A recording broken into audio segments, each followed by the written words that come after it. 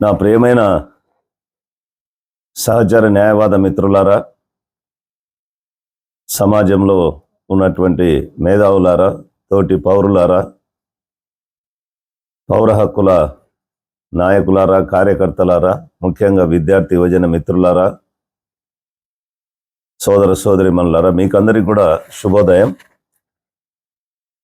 ఈరోజు నేను మన ప్రజా జీవితంలో అత్యంత చర్చనీయాంశంగా మారినటువంటి, మరి ముఖ్యంగా ఎక్కువగా అపార్థం చేసుకోబడినటువంటి ఒక ప్రశ్న గురించి నేను మాట్లాడాలనుకుంటున్నాను.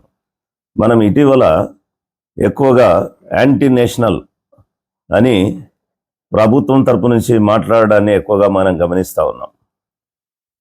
ఎవరు నిజమైనటువంటి దేశభక్తుడు, ఎవరు నిజమైనటువంటి మరి ఈరోజు దేశద్రోహి, లేదా జాతి వ్యతిరేకి, లేదా జాతీయవాది ఎవరు అని మనం ప్రశ్న వేసుకుంటే, ఇప్పుడున్నటువంటి ఈ రోజుల్లో ఉన్నటువంటి ప్రస్తుత అభిప్రాయం ప్రకారం అయితే ఈ ప్రభుత్వాన్ని ప్రశ్నించే ప్రతి ఒక్కరు కూడా దేశద్రోహులే, జాతి విద్రోహులే. కాబట్టి ఇక్కడ ఒక కీలకమైనటువంటి ఒక ప్రశ్న ఉంది మిత్రులారా. ఎందుకంటే ఇటీవల స్టూడెంట్ ప్రొటెస్టు మరి విజయవంతంగా ముగిసిన తర్వాత, ప్రభుత్వం దిగి వచ్చిన తర్వాత, ప్రధాని రాజీనామా చేసిన తర్వాత, ధర్మేంద్ర ప్రధాన్ కూడా తన రాజీనామా పత్రంలో ఇది కేవలము మరి జాతి వ్యతిరేక శక్తుల చేతిలోకి ఇది పోకుండా ఉండాలని చెప్పి నేను రాజీనామా చేస్తున్నానని అన్నాడే కానీ, నైతిక బాధ్యత వహించే ఒక మంత్రిగా మరి ఈ యొక్క విద్యార్థులకు జరిగినటువంటి అన్యాయం పైన ఆ బాధ్యతతో రాజీనామా చేసినట్లు చెప్పలేదు. కాబట్టి ఇటీవల కాలంలో ఎక్కడ ఏం మాట్లాడినా, వారికి వ్యతిరేకంగా ఏం మాట్లాడినా, ఏది చేసినా, ఏ ఉద్యమం చేసినా అది ఒక జాతి వ్యతిరేకంగా, దేశద్రోహులుగా చిత్రించేటువంటి ప్రయత్నం చేస్తూ ఉన్నారు. కాబట్టి అసలైన జాతీయవాది ఎవరు? అధికారంలో ఉన్నవారి నుండి జవాబుదారీతనాన్ని కోరేటువంటి పౌరుడా, లేక ప్రభుత్వాన్ని ఎప్పుడు ప్రశ్నించకుండా ప్రతి నిర్ణయాన్ని సమర్థిస్తూ కేవలం హిందుత్వ, మైనారిటీల అణిచివేత, దళితుల అణిచివేత, మెజారిటీ కులతత్వ సమాజం అనేటువంటి ఒక మనుస్మృతి నమూనాని తీసుకురావడానికి ఈ రాజ్యాంగాన్ని నీరుగార్చడం వంటి వాటిపైననే వ్యామోహం పెంచుకున్నటువంటి వ్యక్తుల ఈ వైరుధ్యం నిజంగా నమ్మశక్యం కానిది. మిత్రులారా, నిజమైన జాతీయవాది ఎవరు? మరి అదేవిధంగా దేశద్రోహి ఎవరు? లేదా మరోలా చెప్పాలంటే ఎవరు దేశద్రోహి అని నిర్ణయించే అధికారం ఎవరికి ఉంది? ఇటీవల సంవత్సరాల్లో మనం ఈ పదాన్ని దాదాపు ప్రతిరోజు వింటున్నాం.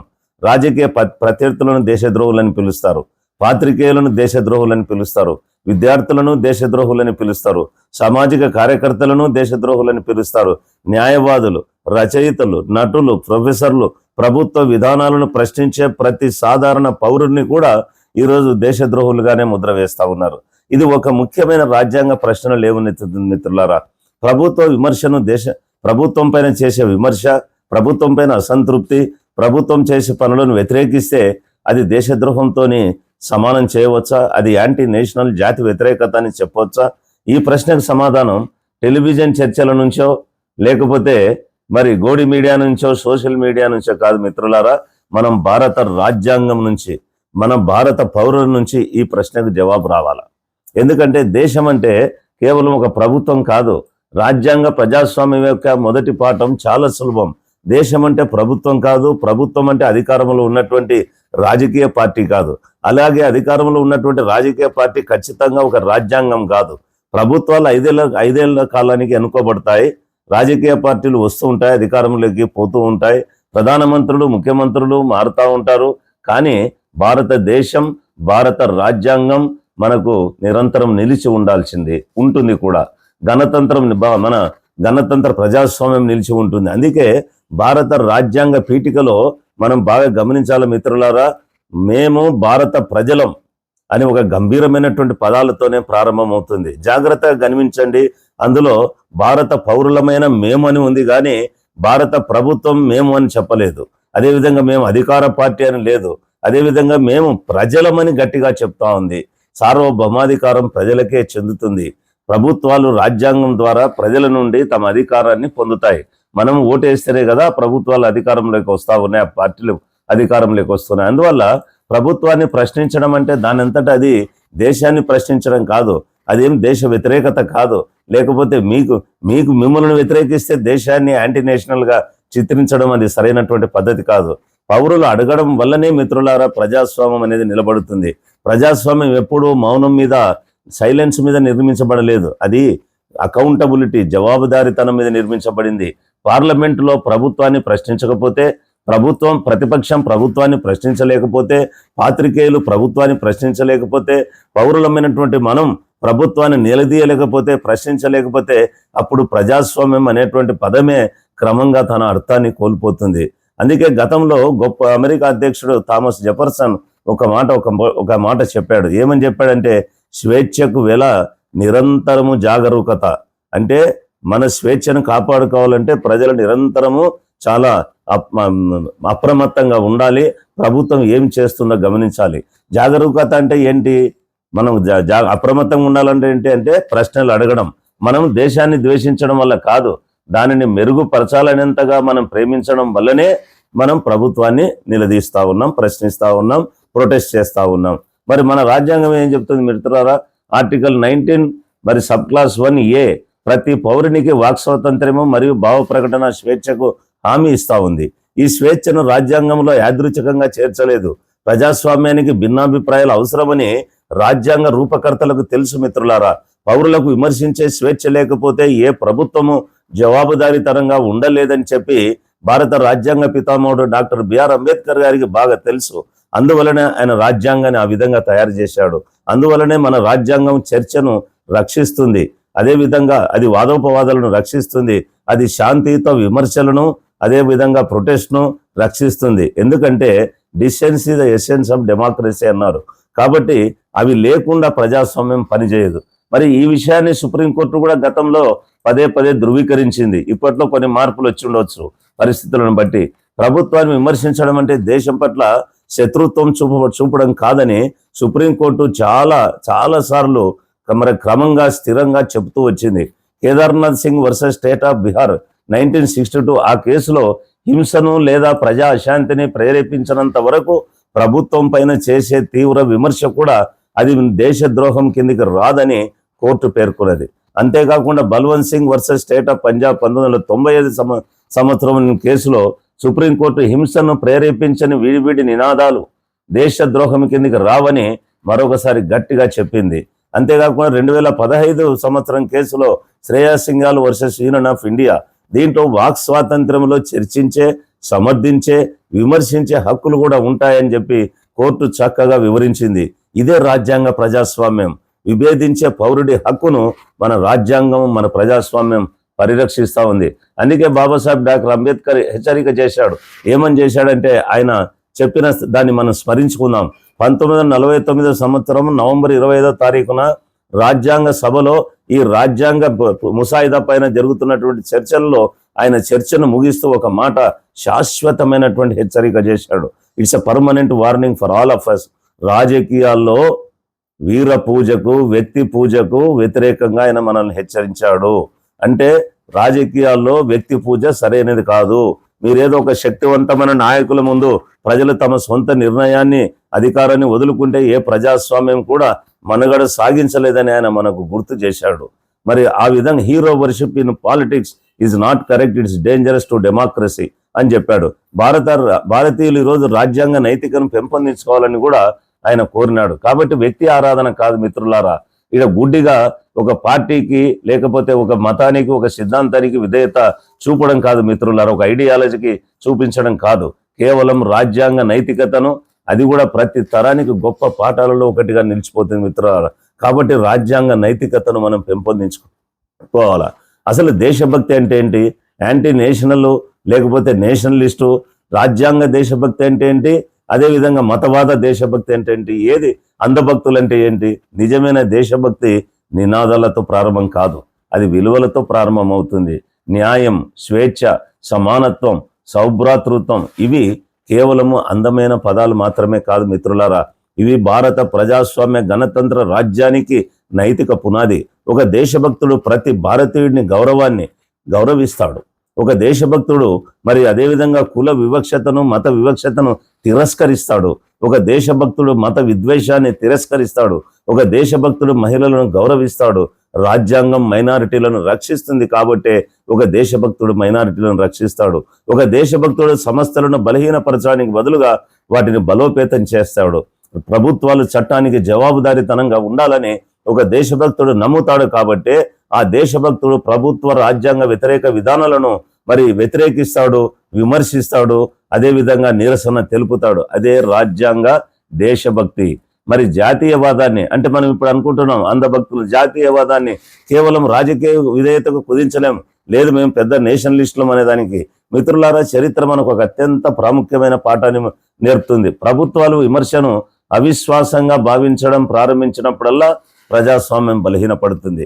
ఈరోజు స్టూడెంట్ ప్రొటెస్ట్ను మనం దాని ఒక ఉదాహరణగా తీసుకోవాలా.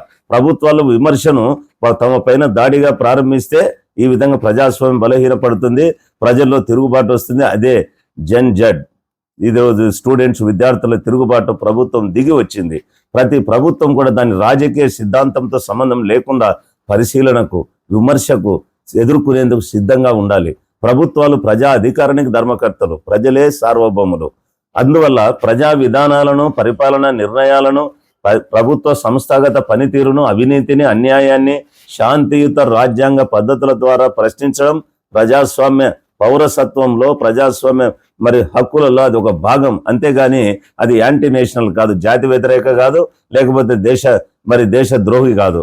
ఆ ప్రశ్నలతో మీరు ఏకీభవిస్తారా లేదనేది అది ప్రజల్లో చర్చనీయాంశం. అది కానీ మేము మీతో విభేదించినంత మాత్రాన ఒక పౌరుణ్ణి మీరు దేశద్రోహిగా చిత్రీకరించలేదు. కానీ దేశాన్ని నిజంగా బలహీనపరుస్తున్నది ఏంటి? స్వేచ్ఛతో పాటు బాధ్యత కూడా ఉండాలని రాజ్యాంగం మనకు గుర్తు చేస్తుంది. హింసను మేము కూడా సమర్థించడం లేదు, మత విద్వేషాలను మనం సమర్థించడం లేదు, అదేవిధంగా కుల విద్వేషాలను మనం సమర్థించడం లేదు, ద్వేషాన్ని సమర్థించడం లేదు, ఉగ్రవాదాన్ని సమర్థించలేము, మత అల్లర్లను సమర్థించలేము, మూక దాడులను సమర్థించలేము, అదేవిధంగా బుల్డోజర్ జస్టిస్ను కూడా సమర్థించము. మతం, కులం, భాష లేదా ప్రాంతం కారణంగా అమాయక ప్రజలపైన దాడులను సమర్థించలేము. అది నిజమైన దేశభక్తి. సౌభ్రాతృత్వాన్ని నాశనం చేసే ఏదైనా భారతదేశాన్ని బలహీనపరుస్తుంది.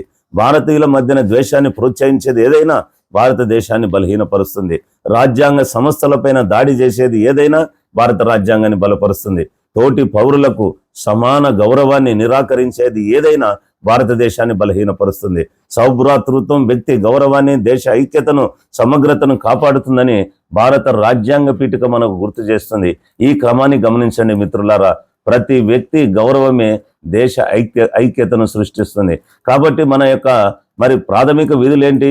మనకు రాజ్యాంగం కేవలం హక్కులు మాత్రమే ఇవ్వలేదు మిత్రులారా, అది మనకు విధులను కూడా ఇస్తుంది. ప్రతి పౌరుడు రాజ్యాంగాన్ని, దాని వ్యవస్థలను గౌరవించాలని, మత సామరస్యాన్ని పెంపొందించాలని, శాస్త్రీయ దృక్పథాన్ని, అన్వేషణ సంస్కరణ స్ఫూర్తిని పెంపొందించుకోవాలని 51 రాజ్యాంగంలోని 51వ ప్రకరణ ఈరోజు మనకు ఆర్టికల్ చెప్తా ఉంది, కోరుతా ఉంది. ఆ పదాలను గమనించండి.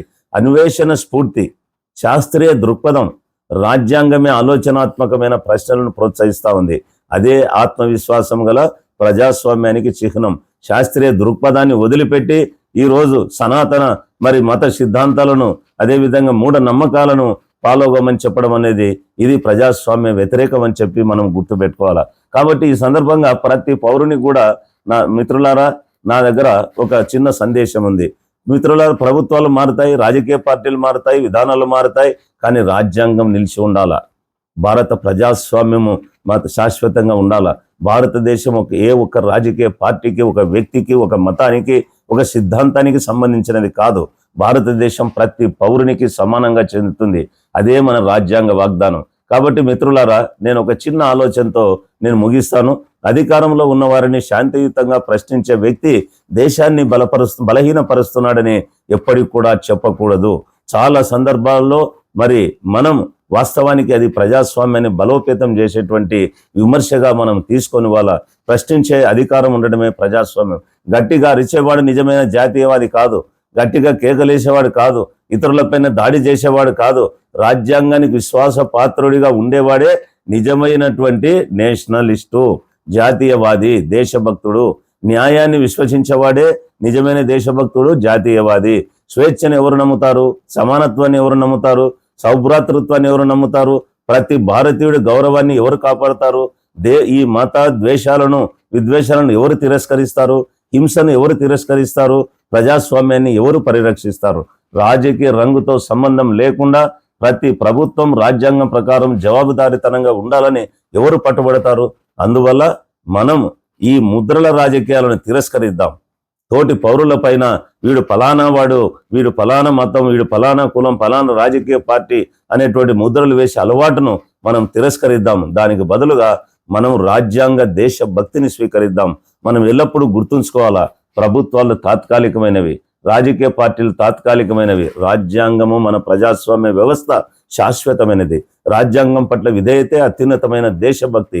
మన వ్యవస్థాపక పితామహులు రాజ్యాంగ రూపకర్తలు ఆకాంక్షించి, అదేవిధంగా బాబాసాహెబ్ డాక్టర్ బిఆర్ అంబేద్కర్ మార్గదర్శకత్వంలో నడిచేటువంటి ప్రజాస్వామ్య గణతంత్రాన్ని పరిరక్షిస్తామని మనం ప్రతిజ్ఞ చేద్దాం. అది ఒక గణతంత్రం. ఇక్కడ విభేదాలకు భయం ఉండదు, భిన్నత్వానికి గౌరవం ఉంటుంది. ప్రతి పౌరుడు రాజ్యాంగం ముందు సమాన గౌరవాన్ని పొందుతాడు. జై భీమ్, జై రాజ్యాంగం, జై భారత్.